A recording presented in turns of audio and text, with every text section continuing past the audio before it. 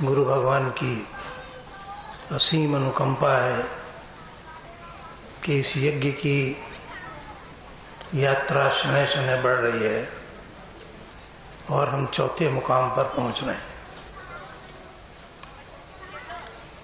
असल में जिस आधार पर हर सभा का क्रम चल रहा है, उससे अन्न में, प्राण में और मनोमय कोश की चर्चा बीत चुकी है। आगे के जो 2 कोश बनते हैं चौथी और 5वीं सभा में, वो विज्ञानमय और आनंदमय है। मैं समझता हूँ उनकी चर्चा बहुत तर्क संगत नहीं है, क्योंकि हम ईमानदारी से सोचें। बिल्कुल आप सब सोचिए कि आप यहाँ क्यों आए, क्या वजह है, क्या कारण है। जीव अतृप्त रहता है, उसके अंदर एक प्यास है, उसके अंदर असंतोष है, उसको एक कष्ट है। कोई भी हो, इतना समाज बैठा है, एक भी आदमी ये नहीं कह सकता कि मैं किसी समस्या से घिरा हुआ नहीं। सबके सामने समस्या है। मैं पहली सभा में कहता था कि गीता में भगवान ने जैसा कहा और संतों ने उसकी व्याख्या की, तो उन्होंने ये कहा कि जिस तरह समुद्र में जल होता है और जिस तरफ देखो जल ही जल दिखाई देता है, इसी तरह से समाज में जिधर देखो कष्ट ही कष्ट दिखता है, कष्ट ही कष्ट दिखता है। सुख के क्षण तो बहुत कम होते हैं। समस्याओं से घिरा हुआ है जीव। यहां जो आता है, परमात्मा की शरण में जो आता है, वो तब आता है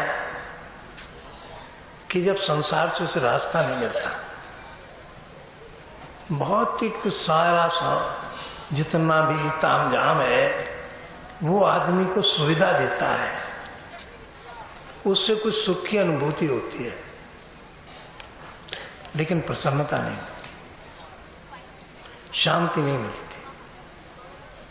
सुख और शांति 2 अलग अलग चीज है। सुख शरीर का विषय है, शांति मन का विषय है। तो शरीर के लिए साधन तो है। अभी हमारे अवस्थी जी कह रहे थे, ये भौतिक जितना भी समाज साधन है, वो हमें सुख तो दे सकता है, शांति नहीं दे सकता। शांति का अंदर निवास है, आत्मा में है, परमात्मा में है, बाहर नहीं है, बाहर के संसार में नहीं है। यहां तो समस्या है, समस्या है। तो हमारे पास जो आता है, मैं तो रोज मिलता हूं, सैकड़ों हजारों भाइयों से मिलता हूं, एक भी ऐसा नहीं मिलता जो समस्याओं से घिरा हुआ नहीं है। हमें लगता है कि बहुत अच्छा है,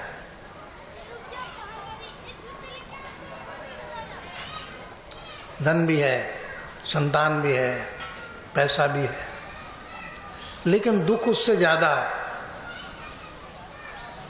दुख ज्यादा है। मैं आपको सरल करूं। देखो,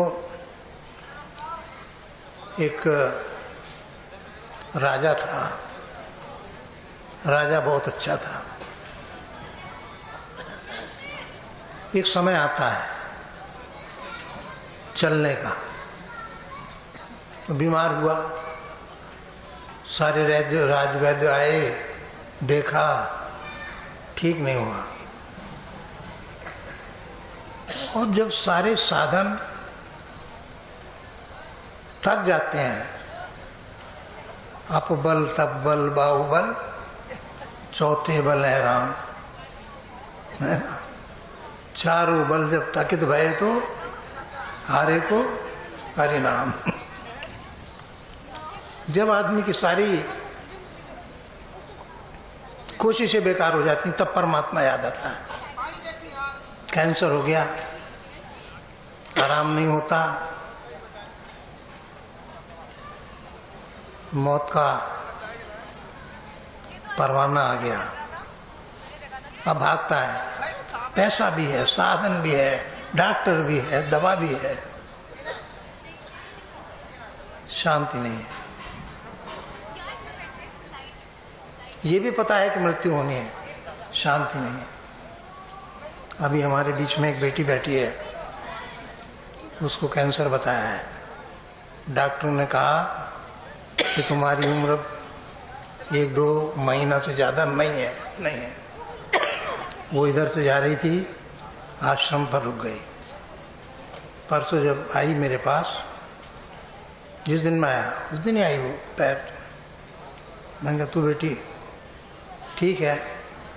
बोले नहीं गुरुजी, मुझे जॉली ग्रांट से आ रही हूँ, उन्होंने कहा कि तेरी तो 2 महीने से ज़्यादा ज़िंदगी चल नहीं सकती, दवा खाया मत खा।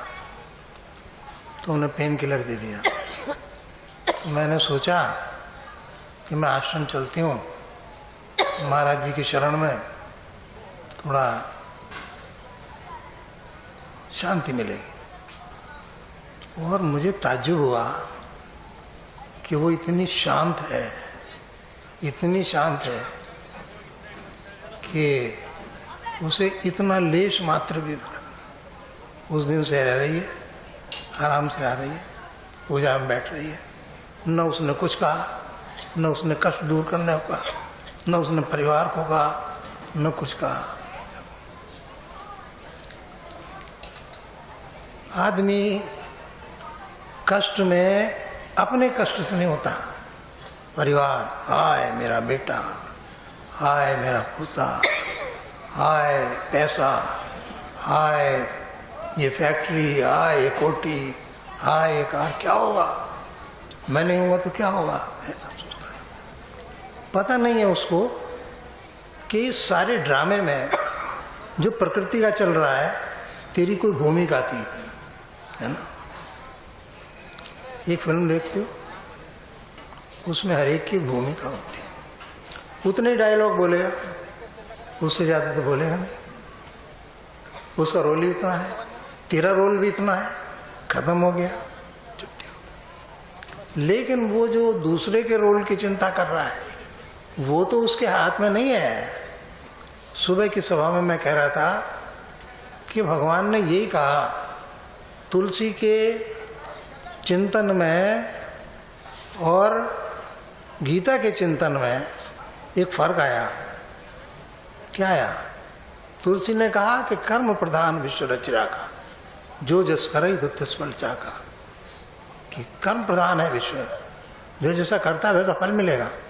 लेकिन वो क्या कहता है? गीता कहती है कर्मण्येवाधिकार अस्ति, कर्म करना तेरा अधिकार है, तो कुछ भी कर सकता है।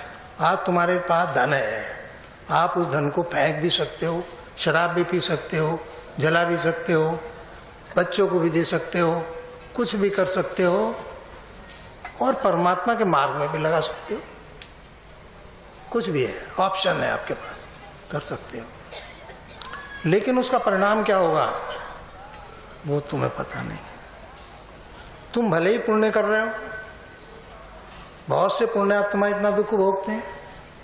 स्वामी रामकृष्ण परमहंस देव, अभी वे कैंसर हुआ, निकला नहीं जाता था, जब उनको पानी पिलाते थे भक्त लोग तो रोते थे। रामकृष्ण परमहंस देव तो बाल स्वभाव के थे, बच्चा स्वभाव के, वो भी रोते थे, वो बच्चे वो उनके भक्त रोते थे। तो कष्ट, इतने पुण्य करने के बाद भी कष्ट, सिद्ध होने के बाद भी कष्ट। माता जिसको सिद्ध थी, काली सिद्ध थी, काली बात करती थी उससे जैसे माँ बेटा बात करते हैं। वो बोल दक्षिणेश्वर में उनका मंदिर है, ये कहते हैं कि वो उसकी मूर्ति के आगे, विग्रह के आगे जाते थे तो वो उनसे प्रश्न करते थे कि माँ ये एक बात है, तो वो जवाब देते थे।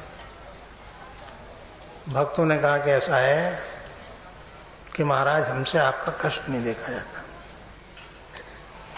उस जमाने में कुछ ऐसा इलाज भी नहीं था, यहाँ छेद हो गया था, कैंसर पक गया था ट्रैक में, तो कहाँ ना जो भी इसमें जाता था ऑसोफेगस में, यहाँ बड़ा तकलीफ दे होता था, चाहे पानी डालो उससे होता था। तो भक्तों ने कहा कि हमसे देखो आपका जो प्रिय है अगर उसको तकलीफ हो रहा है तो आपको उससे ज्यादा होगी। आपका बेटा है, उसको दर्द हो रहा है बहुत तेज, वो तड़प रहा है, तो आपका क्या हाल होगा? बेटे से ज्यादा आपको परेशानी होगी।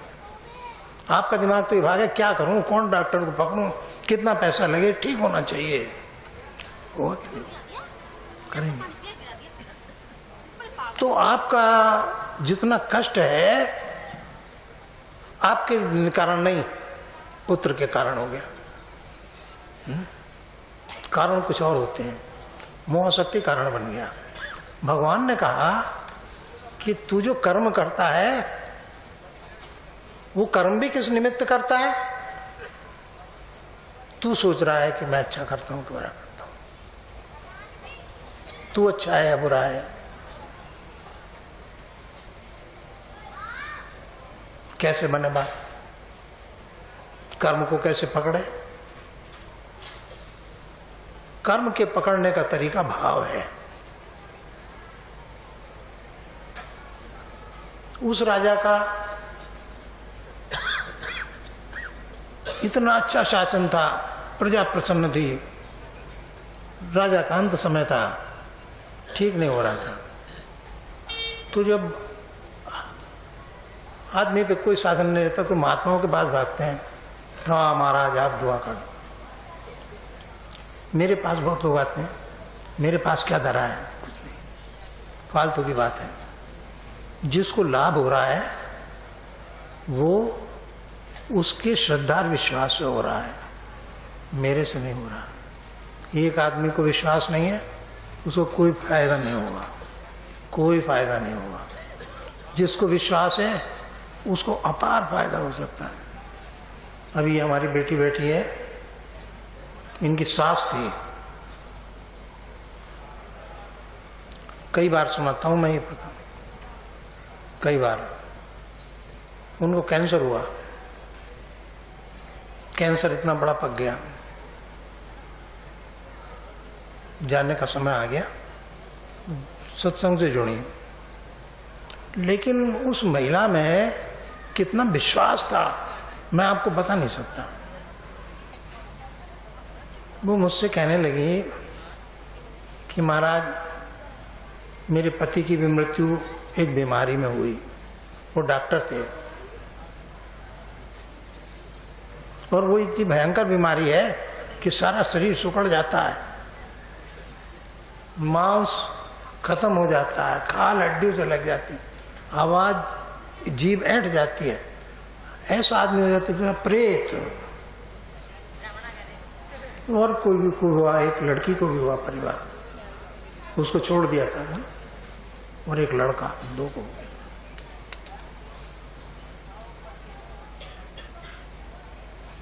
तो बोले कि आप मेरे यहाँ आइए। मैं बिरला प्रोग्राम में गया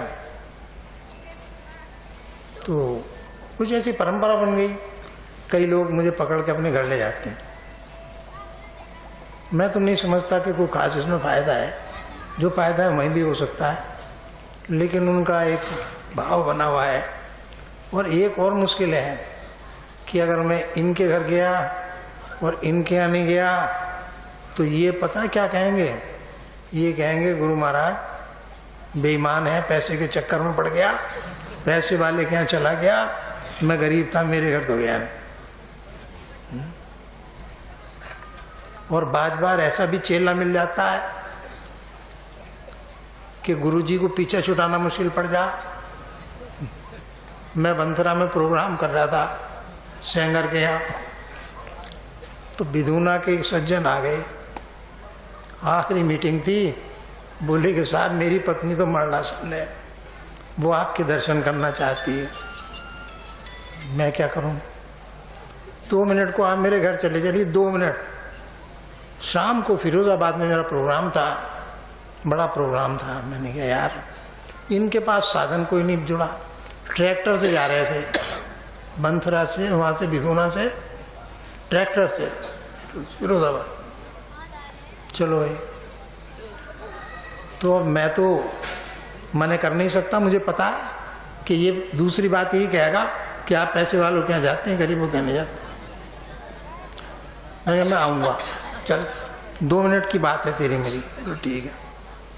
अब जब आदमी विदा होता है प्रोग्राम के बाद तो उसको देर लगना स्वाभाविक है। भाई कोई बुलाएगा भी, विदा भी करेगा, कुछ दक्षिणा भी देगा, कुछ खर्चा भी देगा, सारी बात करेगा, तो अपने घर पर बुलावेगा, ढंग से देगा, ये थोड़े ही सड़क में दे देगा।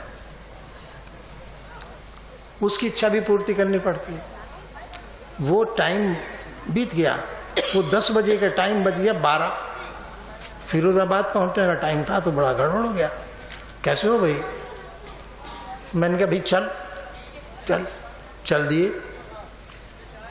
उसके घर के पास से निकले तो आगे को बढ़ गए, मुश्किल से 10-20 गज बड़े होंगे कि एक मोटरसाइकिल सवार ने आके वो ट्रैक्टर रोक दिया और उसने तो तमंचा निकाल लिया। बोला तुझे तो मैं गोली मारूंगा अभी। वो ट्रैक्टर वाला कहाँ पे? बोले मेरी क्या गलती भाई, क्यों मारा है गोली? बोले तेरे बाप का है कि तू क्यों चला? अबे मैं यहाँ धूप में खड़ा हूँ 2 घंटे से। वो उसका लड़का था जो बुलाने आया था, और वो 2 घंटे से प्रतीक्षा कर रहा था धूप में खड़ा हुआ। हमें तो देर हुई, हमने जो टाइम दिया था उससे देर हो गई। अब वो 2 घंटे खड़ा रहा। अब वो मोटरसाइकिल के लिए खड़ा, उसे हुआ बहुत दुख, तो कहने लग गया कि मैं तो इसे मारूंगा, मैं 2 घंटे से खड़ा हूँ, ये चला कैसे आ गए? तो आखिर मैंने बीच में जब घपला बहुत हुआ तो मैं बीच में पड़ा। मैंने कहा भैया तू माफ़ कर दे इसे, मैंने चलवाया था, तू मुझे माफ़ कर दे, मैंने चलवाया। तब वो शांत हुआ तो बोले चलो घर। ट्रैक्टर मोड़ा, पहुँचे, घर पहुँचे। उसने लगाया 1 घंटा। मैंने कहा भाई इससे मत कहना, बस ये जितना टाइम लगा रहा, ये चाय पिलाए चाहे कुछ पिलाए, ये चाय वाय पी के तभी चलेंगे, होगा प्रोग्राम में जाके देख लेंगे, लेट हो जाएगा पूरा 2 घंटा। क्या करना, सभी तरह के मिल जा। तो ऐसा है कि उसे महात्मा ढूंढे तो एक महात्मा मिल गया ढंग का। उसे लग गया कि ये राजा चिंतित है, इसकी बीमारी चिंता की है, इसे ये लग गया है कि मैं मर जाऊंगा। और जब आदमी ये सोच लेता है कि मैं मरने वाला हूं तो उसकी मनोवृत्ति बदल जाती।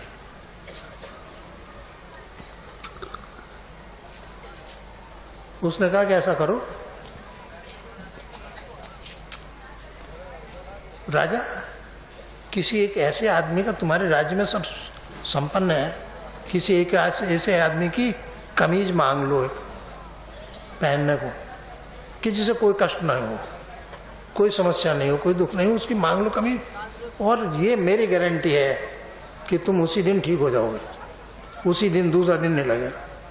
राजा बोला ये क्या बात है, हमारे राज्य में प्रजा प्रसन्न है? बोला प्रसन्न है तो देख लो। मंत्री की ड्यूटी लगा दी, मंत्री भागा। जिस किसी से पूछे कि भाई तू प्रसन्न है? बोले यार प्रसन्न तो हूँ, मेरा लड़का बीमार है। किसी से पूछा कोई, उसने कहा जी मेरी पत्नी मर गई, मैं दुखी। किसी को पैसा नहीं, किसी पे पत्नी नहीं, किसी बीमारी है, किसी पे मुकदमा है, किसी का झगड़ा है। भैया क्या है? एक आदमी मिलकर न दिया, पूरे राज्य में ढूंढ लिया, एक आदमी नहीं मिला। बाद में किसी तरह उसे ये पता चला कि उसका मंत्री गया किसी गांव में, तो लोगों ने कहा कि भाई ये आदमी सुखी है। वो एक मजदूर था, उसके पास झोपड़ी थी, झोपड़ी पे छप्पर टूटा हुआ था बीच में। उसके पास वो पूछा कि भाई तू खुश है? बोला कि हाँ साहब मैं खुश हूँ। बोले कि तेरा तो छप्पर भी ठीक नहीं। बोले कि क्या फर्क पड़ रहा है? ठीक नहीं तो आधा छप्पर ठीक है, इसमें मैं गुजर कर रहा हूँ, मुझे मजा आ रहा है। बोले क्या पैसा? बोले पैसा मैं मजदूरी करता हूँ, मेरे हाथ पैर दिए परमात्मा ने, मजदूरी करता हूँ, खाता हूँ, कोई दिक्कत नहीं। तो उन्हें तू खुश है? बोले कि हाँ बिल्कुल खुश हूँ। तो उसने कहा तू अपनी कमीज दे दे यार चल। वो बोला कि कमीज होती तो मैं तो मजदूरी करूँ, ये फटा हुआ कुर्ता है। तो बोले चल राज दरबार में चल, वहां चल। कहते हैं कि उससे ही ठीक हो गया विश्वास। अब उसे ठीक कैसे हुआ? राजा ने कहा तू इसे, उस महात्मा ने कहा इसे देख, इस पर कुछ नहीं है, इस पे चप्पर भी नहीं, इस पर कुर्ता भी नहीं, ये तो प्रसन्न है। और तुझे राज्य की चिंता है, क्या होगा, लड़का क्या करेगा, मंत्री क्या करेगा, फौज क्या करेगी, अबे क्यों मारा जा रहा है? समझ में आ गई, समझ में आ गई। चिंता छोड़ दे तो ठीक हो जाएगा। तो कारण कुछ और होता है और कृपा कुछ और होती है। अब उनका क्या हुआ कि उस भयंकर बीमारी में वो मुझे अपने घर ले गए। मैंने जो देखा तो वास्तव में नर्क इससे बुरा नहीं हो सकता। घर में उन्होंने रस्सी बांध रखी थी और वो पकड़ पकड़ के बेचारे दोनों चलते थे। आवाज उनकी ढंग से निकलती नहीं थी, वो ही समझती थी उनकी भाषा को। इतने इतने नेकर से पहना रखे थे प्लास्टिक के, उन्हें सर खाती थी, वो शौच हो जाते हैं। वो कहने लगी कि महाराज मैं ये जानती हूँ कि मेरे बाद इनकी कुछ सेवा नहीं हो सकती। ऐसा कर दो कि जब तक ये जीवित हैं तब तक मेरी मृत्यु ना हो।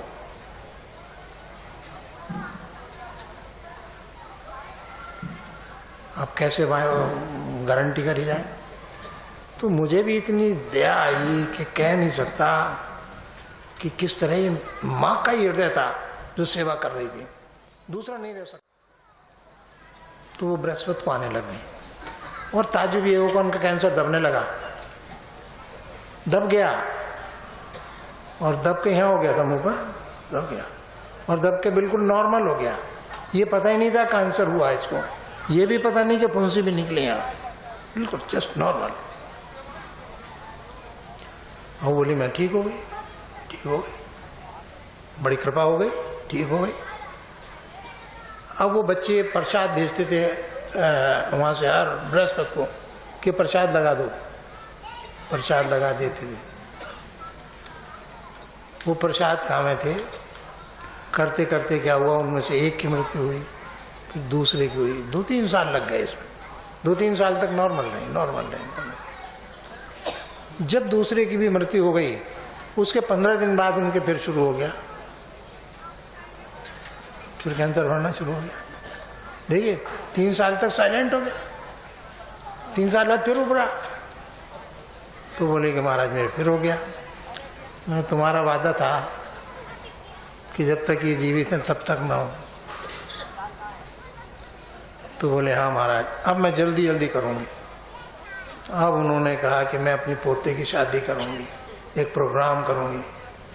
और उनकी वृत्ति एकदम सात्विक बन गई, सात्विक बन गई। इतनी शांत महिला भी मैंने नहीं देखी, बहुत शांत। अब उन्होंने कहा कि मुझे समय मिला ये 1 आध साल जीवन का, इसका सदुपयोग कर लूँ। पोते का ब्याह कर दिया, ये शायद बच्चा हो गया था उनके सामने, ये जो माला डाल लिया था, ये पोता भी हो गया, पोता भी। और उसके बाद बृहस्पति उन्होंने किए, भंडारों में भी आई, खूब आई, और ऐसी तरह फिर शांत। उनके बाद ये बच्चे जुड़ गए उनके। कहने का मतलब कुछ चमत्कार होते हैं जिनकी हम कल्पना भी नहीं कर सकते, लेकिन वो उनके विश्वास और श्रद्धा का बल है। अगर मैं ऐसे उदाहरण गिनाऊं तो हजारों होंगे। बहुत लोगों के साथ घटित हुए हैं, बहुत लोग हमारे बीच में बैठे हैं जिनके साथ अलग अलग होता है। तो आदमी सत्संग में शांति की तलाश में आता है, शांति की तलाश। शांति कैसे मिले? एक मैं प्रसंग सुबह सुना रहा था, वो बीच में अधूरा रह गया था। वो हमारी सबकी समस्या है। मैं इसलिए आज विज्ञान में कोश की कोई चर्चा नहीं कर रहा हूँ, उससे कोई फायदा नहीं है सिवाय अपनी होशियारी दिखाने की, क्योंकि आपको ना उसमें समझ है, ना आप वहाँ पहुँचे हैं। आप नीचे कर्म को और प्राण को ही समझ लें तो बहुत है, और मन को समझ लें बस, इतना ज़्यादा है। क्या थी समस्या समझो आप, बहुत शांति के साथ। अगर चित्त इधर नहीं है तो नहीं कर सकते हो। एक वैश्य था, वैश्य, आजकल कहते हैं उन्हें बनिया।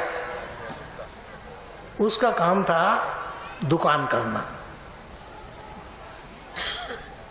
वो बेचारा दुकानदारी करता था, बहुत अच्छा महात्मा था, बहुत अच्छा महात्मा था, भगवान में बड़ी वृत्ति, बहुत बढ़िया। तो कोई कार्तिकेय क्षेत्र है समुद्र के किनारे, वहाँ बासुकी नाम का तीर्थ है। उस तीर्थ में वो जाके रहने लगा। क्यों? वो और उसकी पत्नी और एक लड़का, ये इतना परिवार था। और उन दिनों में कोई बड़ा तो काम होता नहीं था, थोड़ी बहुत चीजें ले आया, वो उसने बेच दी, वो लड़के ने इकट्ठा कर लिया, थोड़ा सा मुनाफा ले लिया, गुजर कर ली, खत्म। क्या हुआ? किसी का कोई अहित नहीं करा, ईमानदारी से करा, रोज भगवान का भजन करा, सब कुछ हुआ। एक दिन क्या हुआ, लड़का बीमार हुआ, लड़का मर गया।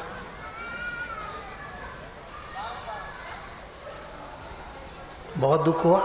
एक ही बेटा, विवाह भी नहीं हुआ, विवाह करना चाहता था, मृत्यु हुई। क्या करें? लेकिन उसका ईश्वर से आस्था नहीं हटी, बोले कि भाई परमात्मा है। फिर उसकी पत्नी का देहांत हो गया, अब वो बेचारा एकला रह गया। आप क्या करें? तो उसने सारा त्याग दिया। उम्र भी उसकी 60 साल के करीब हो आई थी, चला गया। वो कार्तिक क्षेत्र में पहुंचा, बासुकी तीर्थ पर गया। वहां पर उसका मन में एक शंका पैदा हुई। क्या शंका? शंका ये थी कि देखो, मैंने इतना पुण्य किया, मैंने किसी को कष्ट नहीं दिया, मैंने किसी को बेईमानी नहीं करी, गरीबों को मैंने मुफ्ती दिया, सारा परोपकार करते करते भी मेरा पुत्र मरा, मेरी पत्नी मरी, मैं भी हालत में आ गया। क्या? तो परमात्मा क्या न्याय है कि नहीं है? मुझे तो नहीं लगता कि न्याय है। अब इस शंका से जो उसकी मानसिक स्थिति थी, जो शांति की स्थिति थी, आज आपके परमात्मा में विश्वास है, कल को आपका परमात्मा को छोड़ो, परमात्मा देखा नहीं, कोई आदमी मुझसे ही प्रेम करता है, कल को मुझ पर विश्वास करने लगे तो मुझसे तो उसे कोई फायदा फिर नहीं होना है, क्योंकि फायदा तो उसके विश्वास का था, वो हो रहा नहीं, बात खत्म हो गई। अब उसे परमात्मा पर जब विश्वास नहीं रहा, अंदर से टूट गया, उसके मन की शांति भंग हो गई। अब वो तीर्थ में जा पड़ा कि हो सकता है इस तीर्थ में मुझे शांति मिले।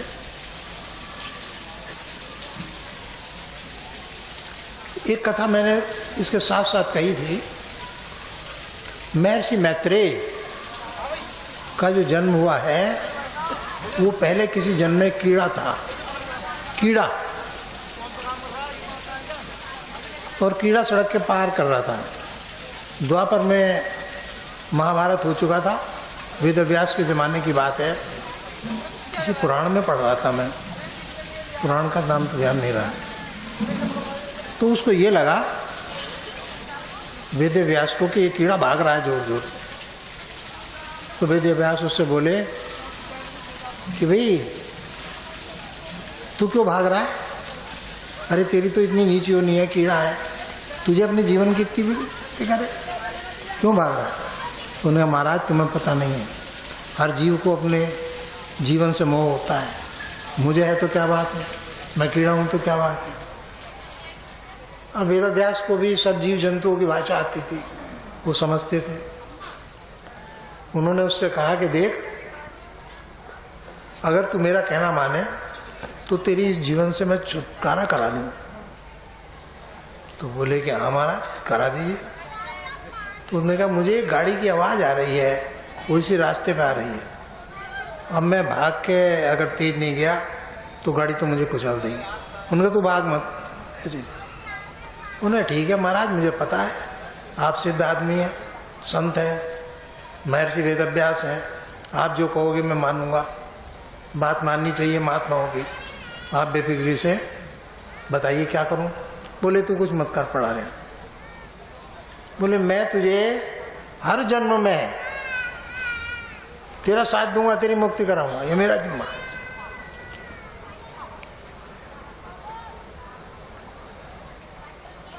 गाड़ी आई, गाड़ी इस पर उतर गई, कीड़ा पिट गया। अब उन्होंने उसके जीव से कहा, जीवात्मा से कहा कि देख तू अब दूसरी योनि में जन्म ले। वो बहुत सी योनियों में गया, कौवा बना, कुत्ता बना, सियार बना, गधा बना, सारे पूर्ण अपने पाप कर्मों को भोगता भोगता अंत में मनुष्य बन गया। हर योनि में जब वो पहुंचा तो महर्षि वेदव्यास से मिलते थे और उससे कहते थे कि तू आगे बढ़, तू आगे बढ़। जब मनुष्य बन गया तो उसने कहा कि देख अब तेरे पुण्य करने का समय आ गया, तू ईश्वर में वृत्ति लगा, मैं तुझे और बेहतर। फिर वो एक ब्राह्मण के घर में जन्म ली, वेद पढ़े, कर्मकांड किया। उसके बाद उन्होंने उससे कहा कि तू और आगे बढ़। तो वो जो जन्म हुआ उसका महर्षि मैत्रेय के रूप में हुआ। उस जन्म से पहले, महर्षि मैत्रेय के जन्म से पहले जो उसका जन्म हुआ तो वो किसी ब्राह्मण के यहाँ था, बच्चा 5 साल का। तो 5 साल का बच्चा था तो महर्षि वेदव्यास बोले कि भाई तेरी आयु पूर्ण हो रही है, तू अब ऐसा कर कि तू बाहुक क्षेत्र में चला जा, कार्तिकेय क्षेत्र में बाहुक तीर्थ है, वहीं चला जा। और वहां नंदभद्र नाम का एक व्यक्ति है, तू उससे मिलना, उसे संशय हो गया है, उसका संशय दूर कर ले, वो भक्त आदमी है। देखो परमात्मा कैसी व्यवस्था करता है कि भक्त का संशय भी वो दूर करने का प्रयास करता है। पहुंचा, ये 5 साल का बच्चा वहां पहुंच गया, तीर्थ में पहुंच गया, फिर उस स्थान पर पहुंच गया, देवस्थान पर, तीर्थ में। पूछा भाई नंदभद्र कहाँ रहता है? पता चला ये व्यक्ति नंदभद्र है। तो वो कहने लगा जाके कि भाई तुम नंदभद्र क्यों परेशान हो? तो उसने कहा कि यार मैं क्या परेशान हूँ, तुम बच्चे हो, तुम्हें जीवन का अनुभव नहीं है, मेरे साथ ऐसी ऐसी घटना हुई, मुझे लगता है कि परमात्मा के न्याय नहीं। तो उसने उसे समझाया, उसने देख मैं कीड़े से जन्म लेते लेते बदलते बदलते अपने कर्मानुसार इस स्थिति में आया हूं। नंदभद्र दिक्कत क्या है कि दुनिया में 4 तरह के आदमी हैं, 4 जो इस जन्म में सुख भोग रहे हैं लेकिन पाप कर रहे हैं, बुरे कर रहे हैं, अत्याचार करते हैं, कत्ल करते हैं, डकैती करते हैं, चोरी करते हैं, बेईमानी करते हैं, उनके पास संतान भी है, धन भी है, सब। ऐसे हैं। एक वो लोग हैं, ये लोग जब मृत्यु को प्राप्त होते हैं तो अपार दुख भोगते हैं, इस जन्म के कर्मों का परिणाम भोगते हैं। दूसरे वो हैं कि जो इस जन्म में कष्ट भोग रहे हैं, अगले जन्म में अच्छा भोगते हैं। जैसा नंदभद्र है, इसने अब सारे पुण्य किए हैं, पाप नहीं है, ये आगे को सुख भोगेगा। नंदभद्र तू आगे को सुख भोगेगा, आपके पुण्य तेरे आगे काम करेंगे। दो बात। तीसरे वो हैं कि जो इस जन्म में भी दुख भोगते हैं और मृत्यु के बाद भी उसका प्रेत परेशान ही रहता है। बहुत से तो गया जाते हैं अपने तीर्थों की शांति के लिए, बहुत से सत्संग में आते हैं, बहुत से शांति पाठ कराते हैं, न भी कराते हैं। तो जो इस जन्म में भी दुखी, अगले जन्म में भी दुखी। और एक ऐसे होते हैं जो इस जन्म में भी सुखी और अगले जन्म में भी सुखी। मैंने सुबह महाराज युधिष्ठिर की घटना आपको बताई थी कि वो एक पाप कर्म का फल उन्हें कब मिला? युद्ध में तो उन्हें विजय मिल गई। महाभारत में आता है ना कि द्रोणाचार्य को मार के उन्होंने विजय तो प्राप्त की, राज्य तो उन्हें मिला, लेकिन उसका नर्क बाद में होगा। तो कर्म का फल हाथों हाथ नहीं मिलता, कभी हाथों हाथ भी मिलता है, कभी बाद में भी मिलता है। तो चार प्रकार के लोग हो गए। एक इस जन्म में दुखी, अगले जन्म में सुखी। एक इस जन्म में सुखी, अगले जन्म में दुखी। एक इस जन्म में सुखी और अगले जन्म में भी सुखी, और एक इस जन्म में दुखी और अगले जन्म में भी दुखी। चार प्रकार। बोले ये सब अपने कर्मानुसार है। नंदभद्र इसमें कोई दुखी हो नहीं। अब नंदभद्र को लगा कि यार हाँ ठीक है। अब वो लड़का बोला कि मेरे जीवन का इतना ही समय था, बस अब मेरे जितने भी आयु थी वो पूर्ण हो रही है। मैं एक हफ्ता में शरीर त्याग दूंगा। तो वहां से उसने आहार त्याग दिया, भजन में लग दिया, जैसे महाराजा परीक्षित का हुआ था। तो वो अपना आत्मचिंतन में लग गया बच्चा, और 7वें दिन उसने शरीर छोड़ दिया। नंदभद्र ने उसकी अंतिम क्रिया करी, लकड़ी पकड़ी लाया जंगल से, दाह क्रिया कर दी। उसी ने अगले जन्म में महर्षि मैत्रेय के रूप में जन्म लिया, ऐसा हमारी पुराण कहती हैं। तो हमें कई मुझसे भी कहते हैं कई लोग कि मैं तो पाप नहीं कर रहा, मैं काहे की सजा भुगत रहा, पाप करूं। पहले कोई हुआ था, उस पाप का कर्म फल तू अब भोग रहा है। भोगना जरूर है, पुण्य भी भोगना है, पाप भी भोगना। हमारी रोज की जिंदगी में बस इन सुख दुख से ही हम परेशान होते हैं। सुख से यह विश्वास, हमारा परमात्मा से भी विश्वास हट जाता है। ऐसे कष्ट आते हैं कि आदमी विश्वास करना छोड़ दे। महाभारत में एक बड़ा भारी अच्छा प्रसंग आता है कि जब द्रौपदी को दुर्योधन सभा के बीच में, देखो ऐसी घटना आज नहीं हो सकती जैसी द्वापर में हो। ऐसा कोई भी राजा ये नहीं कर सकता कि वो किसी महिला को संसद में उसका कपड़े उतरवा दे, नहीं कर सकता। उस जमाने में हुआ, उस जमाने में हुआ।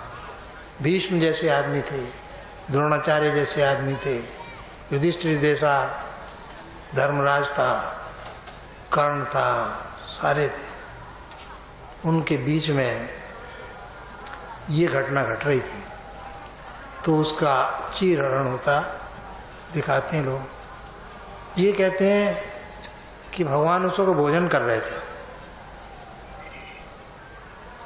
कृष्ण भोजन कर रहे थे, रुक्मिणी भोजन करा रहे थे।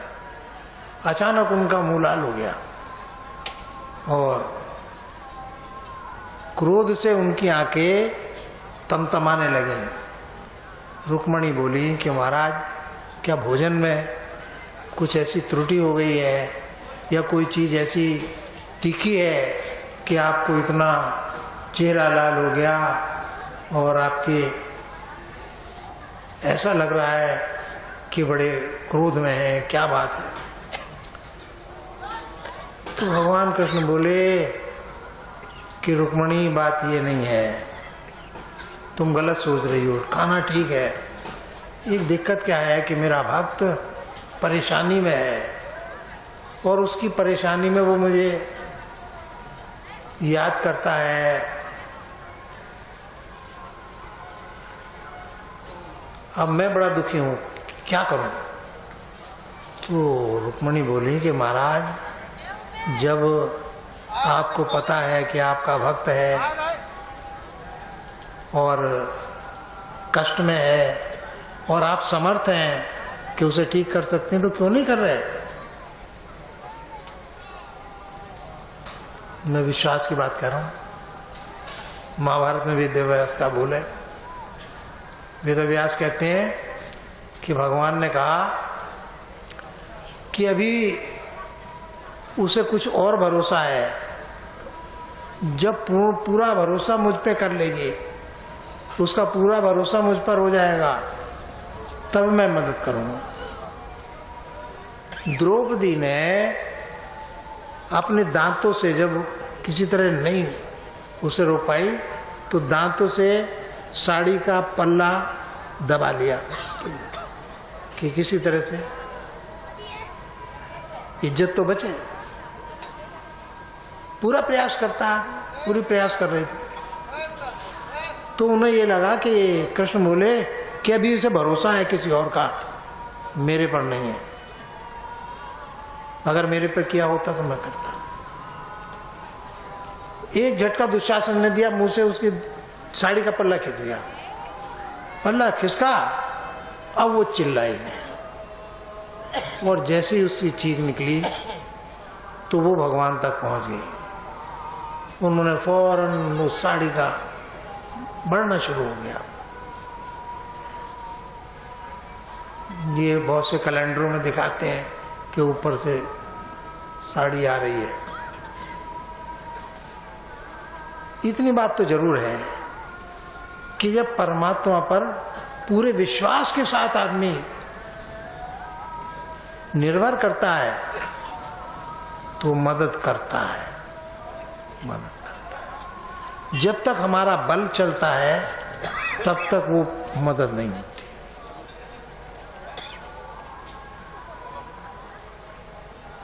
तो हमारे रोज के जिंदगी में जो काम आने वाली चीज है वो ये है कि जहां कहीं भी हो पूरा विश्वास हो। देखो, धर्म ये कहता है, ये जो छोटा है, बड़ा है, ज्ञानी है, अज्ञानी है, ये सारे विशेषण भौतिक हैं। आत्मा कोई बड़ा छोटा थोड़े होता है, परमात्मा के कोई बड़ा छोटा थोड़े होता है, कोई महात्मा बड़ा छोटा थोड़े होता है। आप इस वजह से बड़ा कहते हैं कि वो खूब पढ़ा लिखा है तो बड़ा हो गया, उसके पास भीड़ ज्यादा है तो बड़ा हो गया, उसके पास आश्रम बहुत है तो बड़ा हो गया। उससे बड़ा थोड़ा हुआ। बड़े के लिए तो कुछ और चीज चाहिए। बड़े के लिए ये नहीं चाहिए, आध्यात्म में इससे बड़ा नहीं होता, संसार में इससे बड़ा होता है। संसार में पैसे से बड़ा होता है। आपके पास खूब धन है, आप बड़े हैं। आपके पास खूब गाड़ी है, आप बड़े हैं। आपके पास बहुत इंडस्ट्री है, बड़े हैं। लेकिन आध्यात्म में बड़े नहीं हैं। आध्यात्म में बड़े होने का मतलब और होता है। वो क्या है कि आदमी, मैं फिर एक प्रसंग सुनाता हूँ, फिर एक प्रसंग। जिस वक्त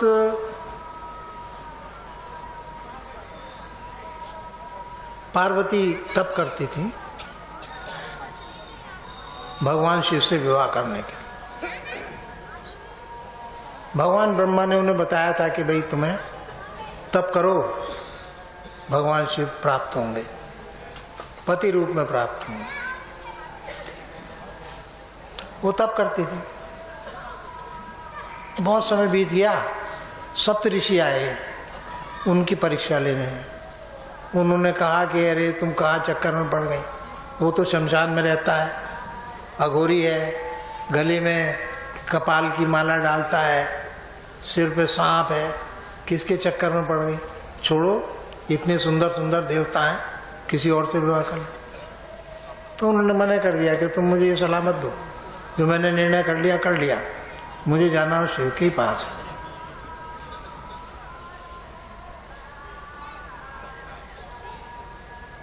अब देव ऋषियों की परीक्षा में, सप्त ऋषियों की परीक्षा में तो पास हो गई। असली परीक्षा क्या है? असली परीक्षा अब आ रही है।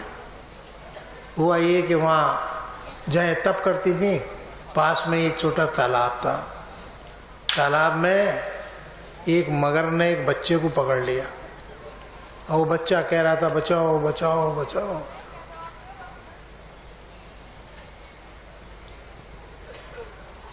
पार्वती ने देखा क्या मामला है, गई देखने तो बच्चा चिल्लाया कि माँ मुझे बचा बचा। तो इन्होंने उससे कहा, मगर से, कि तू इस बच्चे को छोड़ दे, छोटा बच्चा है, क्यों इसे मार रहा है? तो उसने कहा देख, भगवान ब्रह्मा ने मेरा आहार बनाया है और उसने कहा कि हर 6वें दिन तुझे कुछ आहार मिला करेगा।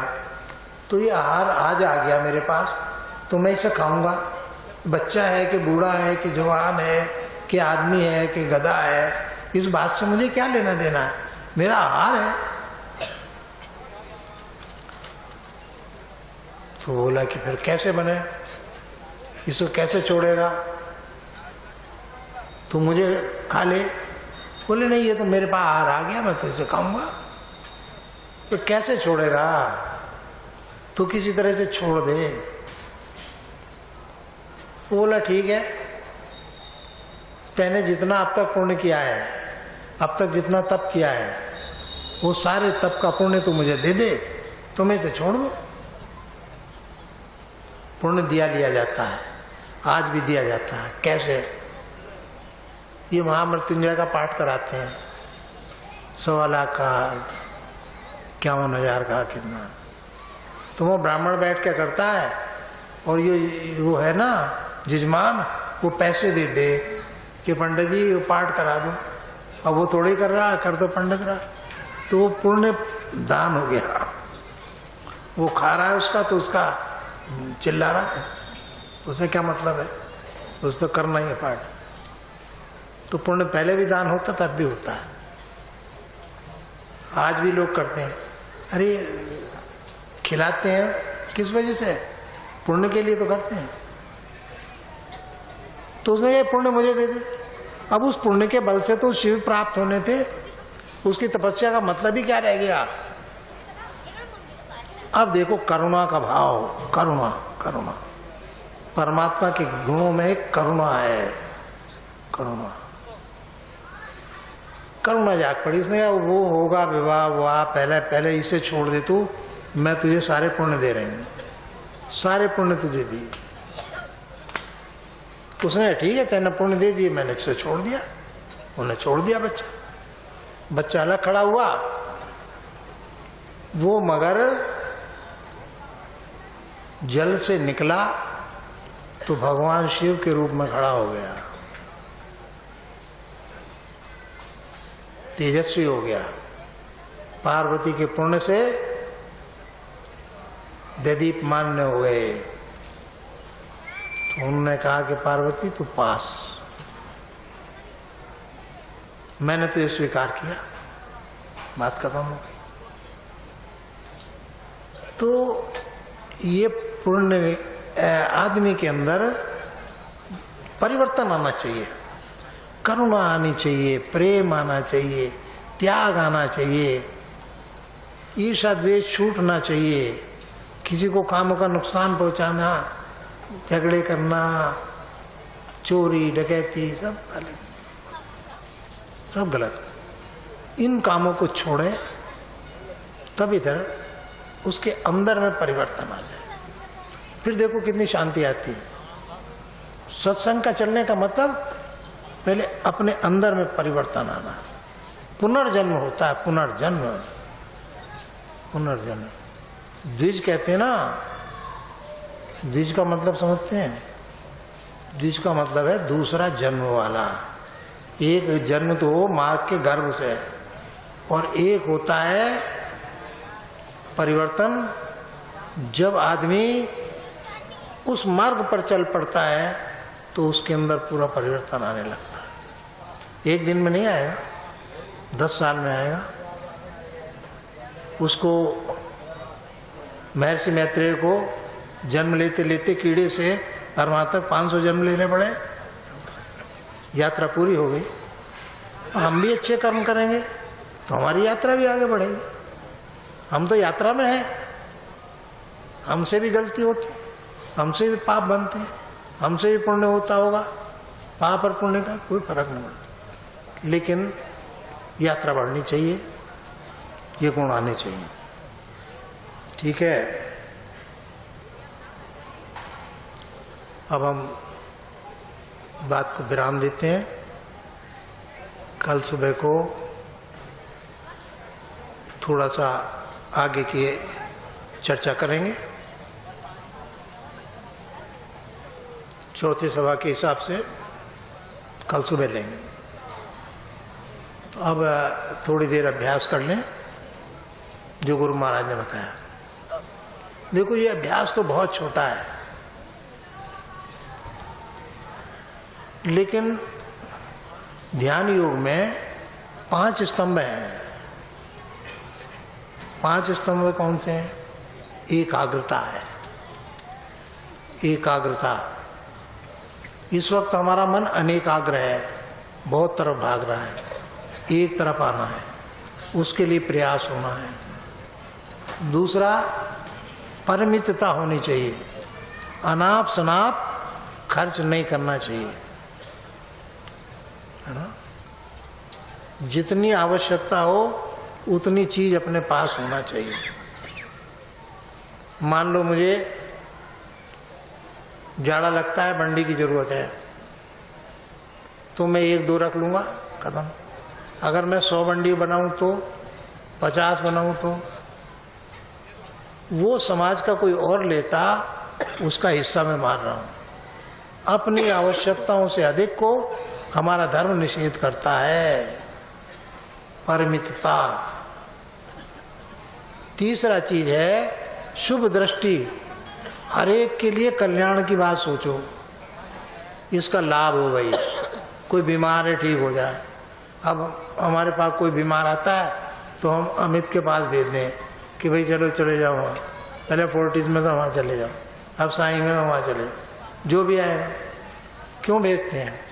क्योंकि ये उनका ख्याल करते हैं, ये उसको फीस कम कराएगा, दवाई सस्ती दिलवाएगा, जो कुछ करेगा, जो भी सहयोग हो सकता है, तो लाभ कर रहा है, सेवा कर रहा है। यही तो धर्म है। आंख मीचना ही धर्म थोड़ा ही है। हमारा कर्म भी तो है। हमारा कर्म क्या कर रहा है? हम समाज को फायदा कर रहे हैं कि नुकसान कर रहे हैं, कि लोगों को कैसा व्यवहार कर रहे हैं, ये धर्म का है। अंदर से करुणा है, करुणा का भाव है। तो तीसरा शुभ दृष्टि। चौथा है अभ्यास। देखो ये अभ्यास रोज करना चाहिए। ऐसा होता है बहुत से लोग, तो हमारे यहाँ बृहस्पति में हो ना सत्संग, तो उस दिन आके ध्यान करें और फिर अगले बृहस्पति को आंख मीचता होगा, घर पर किसी दिन नहीं करता, किसी दिन नहीं करता।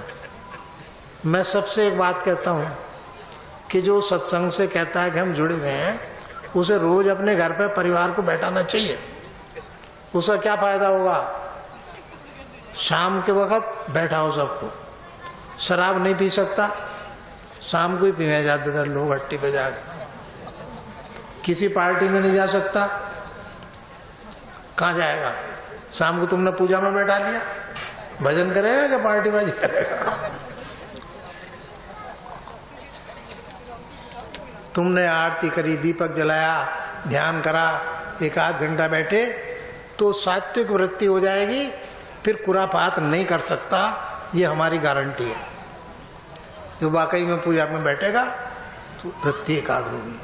तो मैं कहता हूं कि सत्संग से जुड़ा हुआ वो व्यक्ति है कि जो रोज अभ्यास करता है ना। और बुढ़े आदमियों से तो मैं ये कहता हूं कि जो 60 या 60 से ऊपर हो गए हैं, उन्हें रात के वक्त सोना नहीं चाहिए, तामसी चीज है। रात में 1-2 घंटा अभ्यास करना चाहिए। कमजोर हो कोई बात नहीं, बैठ के मत करो, लेट के ही करो, उसकी याद तो करो। ये तो सोचो कि मैं उस परमात्मा के गोद में सोया हूं। यह अभ्यास। और आखिरी तत्व है वैराग्य। वैराग्य से त्याग बनता है। एक आदमी मुझे देता है पैसा सत्संग के लिए, क्यों देता है? दूसरा सोचता है कि क्या फायदा देने से, अबे ना दे तो भी वही खिचड़ी खानी है, दोगे तो भी वही खिचड़ी खानी है, क्या फर्क पड़ा है? चलो दे दो 10 रुपये गुरुजी को, छुट्टी हो गई। सोचना है। कोई ये सोचता है कि इतना समाज है, मेरा अंश इनमें लग रहा है, वो इसलिए देता है। वो उस पुण्य का भागी हो गया कि जो हमें मिलता था। वो तो इतने लोगों ने भोजन किया उस अंश को, एक ने थोड़ी लिया, हजारों आदमी खा रहा है, तो कुछ ना कुछ तो उसको पुण्य मिलेगा, मिलेगा। तो वो पुण्य नहीं देख रहा है, उसकी वृत्ति पैसे बचाने की है। आप ताज्जुब करोगे कि जब आखिरी, हमारा शास्त्र क्या कहता है, मास्टर तमीज से बैठो। आप क्या बदतमीजी कर रहे हो, सीधे बैठो, ये क्या बात है? आप ही नियम तोड़ते हो और वो क्या कहोगे?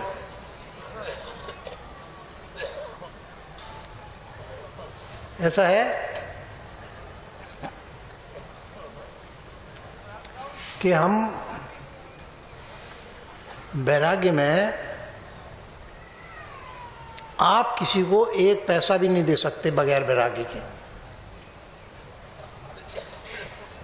वैराग्य का मतलब ही क्या है कि जब आदमी ये सोचता है कि मुझे पुण्य करना चाहिए, मुझे वहां जाना है ना, तभी तो सोचेगा पुण्य की, तभी सोचेगा। मैंने ऐसे आदमी देखे हैं कि हमारा धर्मशास्त्र क्या कहता है कि जो आचार्य है, जो उस यज्ञ को संपादन करा रहा है, उसका आशीर्वाद देना बहुत जरूरी है, उसे प्रसन्न होना जरूरी है। इसीलिए तो दक्षिणा दे। पंडित जी को क्या दिया? पंडित को देते हो दक्षिणा कि नहीं? अब खाना खिला दिया, बात खत्म हो गई। दक्षिणा किस बात की? दक्षिणा इसलिए कि वो प्रसन्न होकर आशीर्वाद दे। तो हमारे यहाँ क्या परंपरा बना रखी है कि वो आखिर में आएगा, यज्ञ पूर्ण हो गया, प्रसाद अर्पण हो गया, अब वो उनको भेंट कर रहा है, ये लो 1 रुपया लो महाराज। मैंने अठन्नी भेंट स्वीकार करी, बताऊँ? अठन्नी सवाल अठन्नी का नहीं था, सवाल उसके भाव का था, भाव का।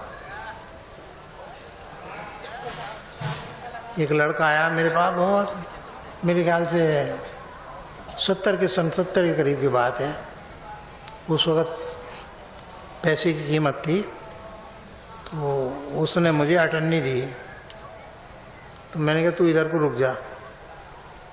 आदमी भी कम आते थे, 150 आदमी सारे होते होंगे। इधर खड़ा हो जा भाई, ये तेरे पास पैसे नहीं है, तू मुझसे ले लो। बोले नहीं गुरुजी, ये तो मैं दूंगा। मैंने कहा फिर अटर्नी को दे रहा। बोला कि जी मेरे पास कुल 5 रुपए थे, कुल मेरे पास थे ही ना, 5 रुपए थे। तो 1.5 रुपया मेरा किराया लग रहा वहाँ से, और 1.5 रुपया इधर से लग गया, 3 रुपये तो हो गया किराया, बचे 2 रुपये। 3 दिन भंडारे में मैंने, वहाँ भी कैंटीन उस जमाने में चले थे, लेकिन उस जमाने में 4 आने की चाय हो गई थी, और 4 आने की हो जाती जलेबी या पकौड़ी, 8 आने कर लिए। बोले कि 3 दिन में 1.5 रुपया खा लिया, अब महाराज अटन्नी बच रही, वो मैं आपको भेंट करूँ। मैंने कहा तेरा ये 100 रुपये से भी ज्यादा ध्यान है।